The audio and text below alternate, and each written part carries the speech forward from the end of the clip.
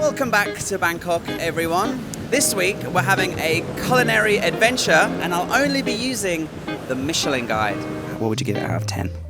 10. Me too. I'll be sharing delicious dishes that range in prices from as little as $1.50 and as high as $300. It's lychee fed, free range, smoked barbecue chicken pad thai.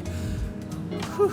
I'm going to be sharing every single lunch that I have for the rest of this week, and every restaurant will be featured in the Michelin guide, as well as the very last one will have its own Michelin star. It's all coming up right now, and a very small section of this video is sponsored by Squarespace.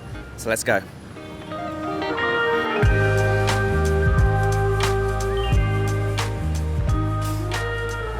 Okay, welcome to Monday's lunch.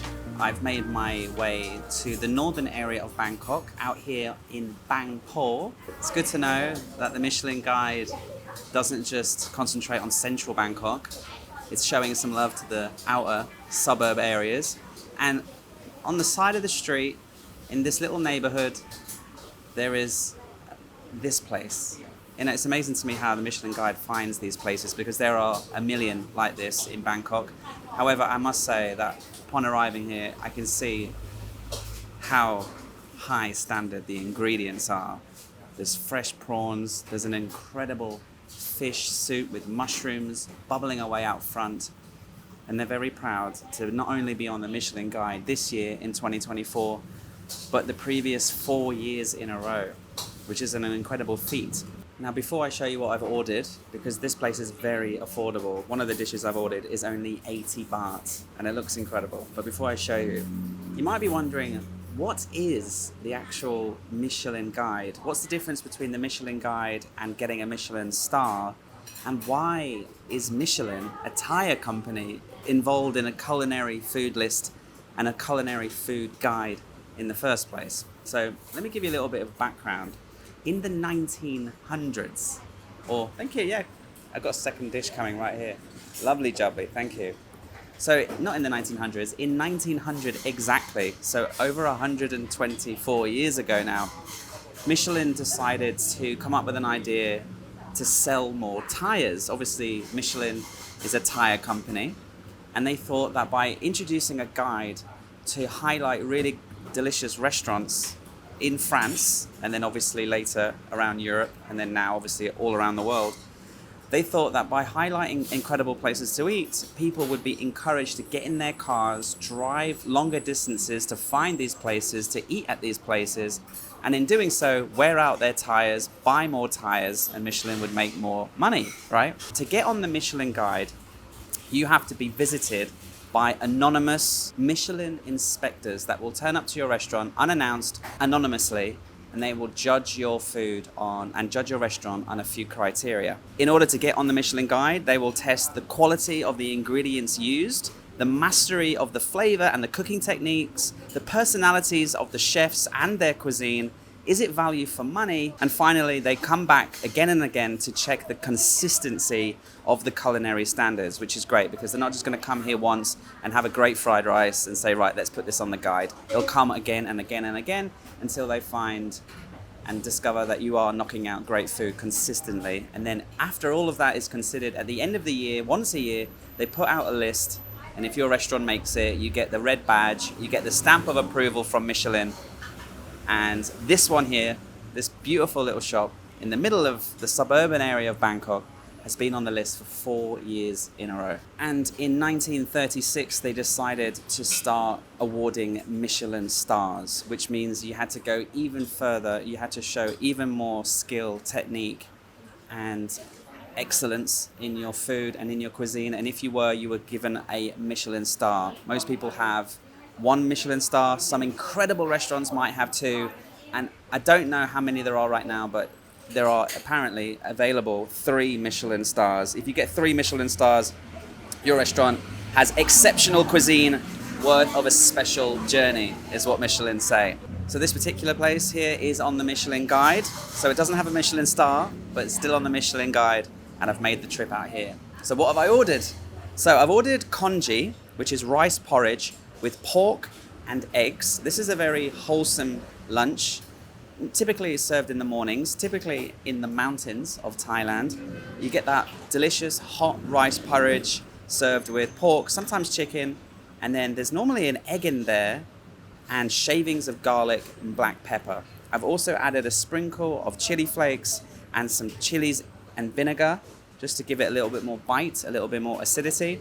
And I've also ordered some deep fried crab meat rolls. Now these were 200 baht, but according to the picture, it looks like they're full of crab meat, so that's why they're a little bit more expensive. So all in all, with a bottle of water, 2 dishes and a water, is gonna cost me less than $10 for this delicious lunch here in a Michelin Guide approved restaurant on the side of the road here in Bangkok. I didn't add any additional black pepper because she kind of gave a hefty amount on top of the shredded garlic. Inside here, look at that. There's your semi-cooked poached egg. Look at the way the egg yolk there is perfectly cooked. It was still solid, and now I've pierced it. I can really mix up all the ingredients. Rice porridge, guys, might not appeal to you. And I know when my sister came to visit me, she did not like the concept of a rice porridge. But living in Thailand for so long, you really find your taste for this. This becomes something that you absolutely love. And whenever I or Miss P, whenever we get sick or we get a cold, this dish comes to the rescue. Let's see how the pork and everything tastes. It's absolutely delicious. The pork is seasoned perfectly with pepper.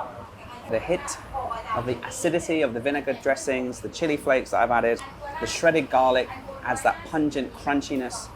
The rice porridge is creamy, it's not too watery, it's got thick substance to it. Now that I've mixed that egg in there, it's all coming together and it's absolutely delicious and a perfect lunch. The menu here is quite generous. They've got about 7 or 8 different dishes, which is not too many. So they specialize in these dishes, which is great. They've been here for 38 years.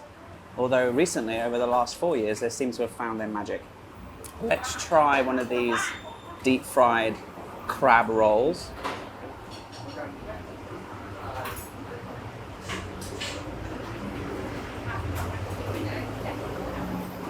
Look at this particular parcel. This is packed full of crab meat. I can see why this place is on the Michelin Guide. Delicious.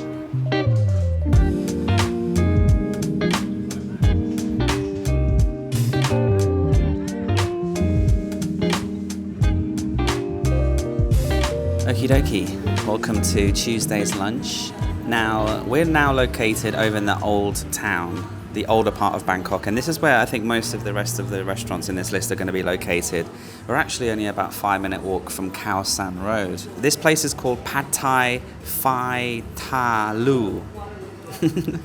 And it's quite cool, the decor. It's Japanese themed. We've got like just retro vibes in here. There's some Japanese toys on display, and then instead of having the fried pork and the chicken on display, he's got some water guns and there's a disco ball and they're playing Isan music in here. So it's quite retro, it's quite cool. And their menu is quite a big document, but there's only about 6 or 7 actual things you can have. You can have really nice drinks in here. They have cocktails and coffees. They also have big jugs of slushy cocktail.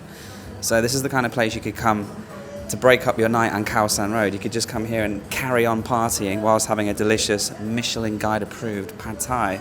Better than the crap they sell on the street, I can tell you that. But then each page just sort of goes into detail about one of the pad thais that you can have here. I've gone for the chicken because it sounded really interesting. It's lychee fed, free range, smoked barbecue chicken pad thai. Whew, that's a hard one to say. Another list that you might be familiar with that's not on the Michelin Guide, but the world's top 100 restaurants, which actually these days is more famous when they cut down to just the top 50 restaurants. Now, if you're considered to be one of the best restaurants in the world, you don't necessarily need to have a Michelin star, you just need to be on this top 50 restaurant list. And it's not connected to Michelin. It's not connected to the Michelin Guide. It's a completely separate company. This list started its life in the UK, actually. In fact, I recently went to the only restaurant on that list in Thailand, in the top 10, actually. There's a few on the list in the top 50, but I went to the number 9 in the world restaurant recently, and that was called Gaggan. And I went with Michael and Miss P.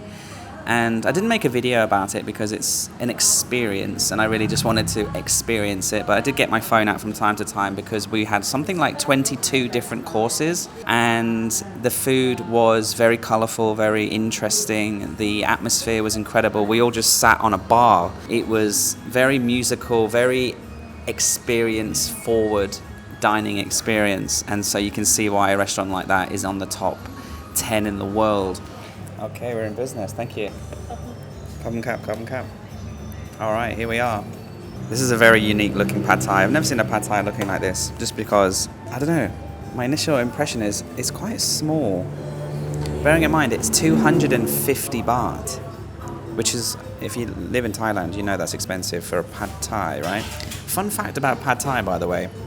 In the 1940s, they had a competition or a vote here in Thailand to promote a new national dish, and pad thai won because the prime minister at the time wanted to reduce the consumption of rice. People were eating way too much rice, and they were worried that they wouldn't be able to make enough money exporting it to other countries. So pad thai became the new thing, and for years I avoided eating pad thai because I thought it was a cliche. But then again, when you rediscover this dish, it really is an incredible dish. So we've got the barbecue smoky chicken, which I can smell. I can smell the charcoal from the grill. It smells actually delicious. It smells quite sweet as well, and you would think that the fact that they're actually eating lychees all their whole life before they are harvested. And then the pad thai itself looks quite decent. Let's have a little, let's have a taste.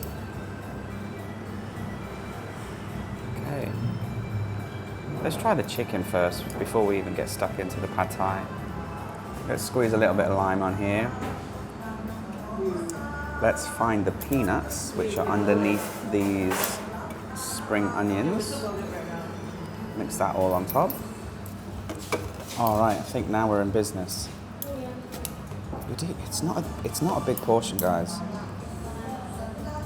If I can actually get all of the noodles in the pad thai on one spoon.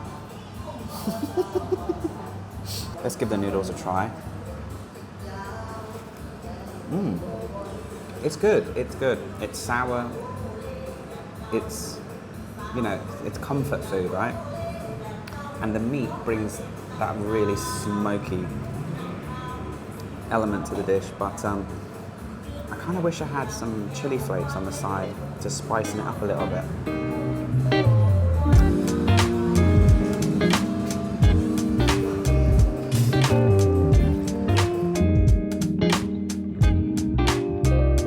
Okay, welcome to Wednesday's lunch, and I'm here at what is certainly my new favourite noodle joint in Bangkok, and here's why. Not only does it have Michelin guided approved noodle soup, which we'll order in a second, not only is it extremely affordable, only 60 baht for yen ta pho, which is what I'm going to order, but incredibly, when I arrived, firstly, I had a little look around, and there's a lot going on. We've got a giant bubbling pot of stock under a huge gas stove, and it is quite incredible. And then you've got the ladies and the front of house staff knocking out lots of takeaways. A lot of people are ordering this on Grab for lunch, and they're really busy knocking out takeaway after takeaway. And there's only a few people sat here enjoying their lunch, actually at the table. But I was looking around for the Michelin Guide sticker, the one that we've been seeing, but there is no sign of it. So I just double checked. It is actually still on the Michelin Guide, and it is on the list for the 2024 release. But they don't seem to care. They don't really want to brand it everywhere like other restaurants we've seen. I can't actually find it. If I keep looking, maybe I will. But on my search for the Michelin Guide sticker, I found, unbelievably, lots of memorabilia for Newcastle United. which is the team that I support in the UK. So the person who runs this, or owns this, must be a Geordie or a member of the Toon Army. So I already feel at home. It's cheap. They love the Toon. Sawadee krab. Can I get yen tafo, egg noodles, Okay. regular na? And my team is Newcastle. Pardon? Newcastle? Oh, That's my team. Are you a fan? no, Not you. My brother. Your brother? Yeah. Okay. Okay, here is our delicious smelling noodle soup. The beautiful, the fragrant, the colourful yin tap pho. Now before I tell you a little bit about this dish and how it tastes and if it's worth coming here, even though obviously it is because they support the Toon, I just want to say a quick thank you to today's sponsor, Squarespace. If you're in the market for a website for your personal blog or maybe for your business, there's never been a better time. It's never been easier to do so thanks to Squarespace. You have two really easy options. The first is you can create one using one of their award-winning templates. No need to hire a web designer or a web developer who can be expensive, time-consuming. Just choose one of their templates and amend it easily to your specific needs. Or you can use their brand new AI-led feature called Squarespace Blueprints, where you just answer a few questions about what your website is, who it's for, what you're trying to do with it, and it will create the website for you in a few minutes.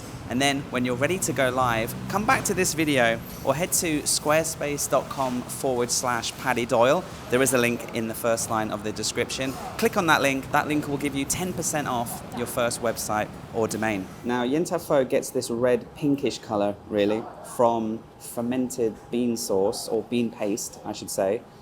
Sometimes it's also used red bean soy as well. That's the reason why it gets this flavor, or this color, I should say. And then inside, we've got fish balls. We also saw some fried fish balls coming out of the kitchen, out to the front, which are these lovely bad boys. There's also a crispy wonton. That looks really delicious, if I can hold it. There we go. Still crispy on the outside, and it's been a little bit softened now. It's been in the soup for a few minutes. And then we've got slices of fish cake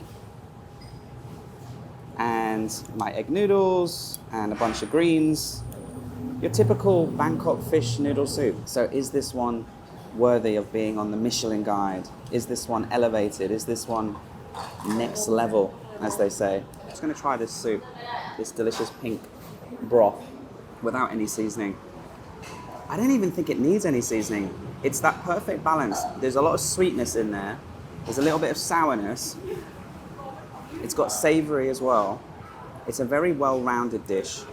I don't think it needs any vinegar or any sweetness. I might add a little bit of extra dried chili flakes just because these look like they've been roasted. And when you get roasted chili flakes, they normally have a little bit extra smokiness. But otherwise, it doesn't need any seasoning. Let's try the wonton before it gets really soggy. That is an explosion. That is incredible. You know, you don't need to go to these fancy Michelin restaurants, the Michelin star restaurants, to get food that comes anywhere close to this. The egg noodles are perfectly al dente. Those smoky dry chili flakes have really helped elevate the spiciness of this to exactly what I like. Let's try some of this fish cake. I think this is probably my favorite dish on this list in this video so far.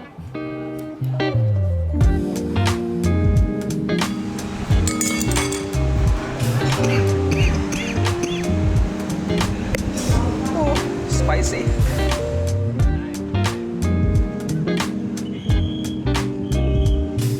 All right then, welcome to Thursday's lunch, and we are out here again in the older part of the town near Chao Phraya, the river, the big river, and we're at a very busy, vibrant noodle joint. Is featured on the Michelin guide. It's called Tang Jai Yang, and they specialize in noodle soup. I love the menu because it just gives you two options: pork noodle for 40 baht or beef noodle for 40 baht. 40 baht, ladies and gentlemen. Can you believe it? Michelin guide approved. And there's 2 or 3 people on a stand overlooking the street, and lots of covers, lots of people. This place is actually rammed and it's nearly 3 o'clock. So I've missed the lunch rush and it's still really busy. Look, I'll be honest with you, it's 40 baht, it's a small portion, it's definitely the most rough and ready in terms of presentation. There's not a lot of finesse involved. The bowl has a chip in it and it just looks like it was thrown in the bowl, but it was only 40 baht. So that tells me that presentation isn't really an issue here, it's more a fact of taste. I hope you're enjoying this little video today. It's a bit different, but I could have probably filmed this in about a day or two and just eaten in every single place in a couple of days, but I'm trying to lose weight, guys. So 1 extravagant meal per day. I just put the chopsticks in, back to front. Mixing up this beef soup with noodles. Where's the beef? Okay, there's a little bit of beef at the bottom there.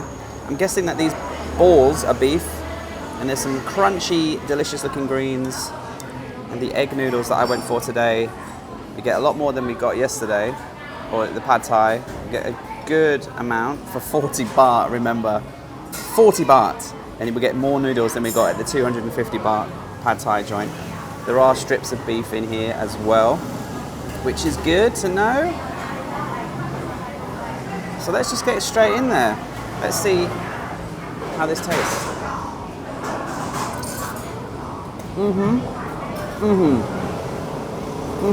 The second that touched my lips, I knew this was going to taste good. This is already one of my faves. It's very aromatic and it's very, very packed full of flavour. It's quite spicy. They did ask me how spicy I wanted it, and I said, yeah, be generous. The egg noodles are perfectly al dente. The gravy is running down them like a treat. I'll tell you something in a second. Let me just have a bite. What I love about the Michelin Guide website, and this is what I've been using for research for this video, you can search for where you're going. So you can search Thailand, but be more specific. Be as specific as you can. When I searched for Bangkok, hundreds of restaurants appeared, and then you can sort them by what budget you're on, which I think is really good. So most of these videos are actually, most of these restaurants in this video are featured in the budget section. But as you'll see in the last restaurant, tomorrow's restaurant, that is in the highest bracket of budget. The only thing that I wish it did have is a map. Like, you know, when you see on booking.com or Agoda all the hotels on the map, and then you hover over, because that would make it a lot easier to figure out where the restaurants are in comparison to your hotel or where you are, because you have to go into each single restaurant, read about where you are, what they've got, just keep scrolling down, and then you can see a Google map image of where it is, and then you can zoom in and zoom out to figure out exactly where it is. So it's a little bit annoying that they don't just have a map feature. So Michelin, if you're listening, please get a map feature where we can just open up a map of Bangkok or Thailand or wherever we're going, and then we can zoom in and see which Michelin Guide recommended restaurants, which Michelin star restaurants are actually in the area that we're exploring. Because another one that I researched that I want to go visit, just so happens, when I realized, when I looked at the map, it's actually only 50 meters down the road. So I'm going to finish this, and then we'll have a bonus lunch, a second lunch today on Thursday, because there's another restaurant just down the road that's also featured, and that also looks absolutely delicious. And since I've driven all the way here on Zelda for my lunch, I feel like we should give both places a try. But this one is absolutely delicious and the cheapest on the list so far.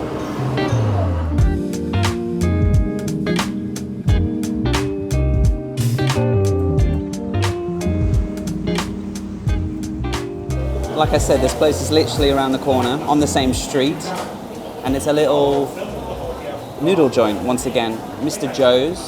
But what I read online is they do incredible pork belly and shrimp dumplings, so I've just ordered that instead. I could have had their signature dish, which is the pork noodle soup, but I just had, you know, beef noodle soup, and I'm okay.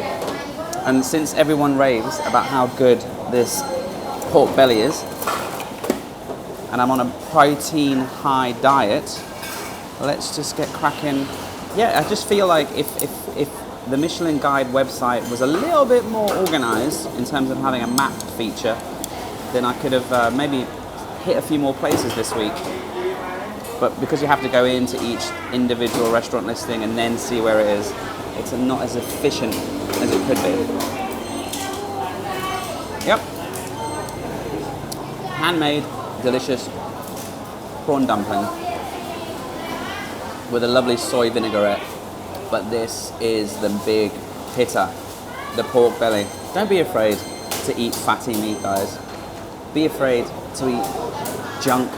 You know, like this is probably way better for you than a Big Mac, even though it looks really bad for you, right? With the pork crackling on the side, which is bubbling up to perfection.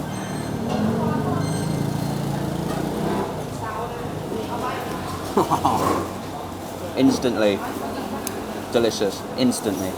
This is so good. I think I'm going to order one more portion to take home to give to Miss P. This is absolutely incredible. And 2 for 1 on a Thursday lunch. Happy days.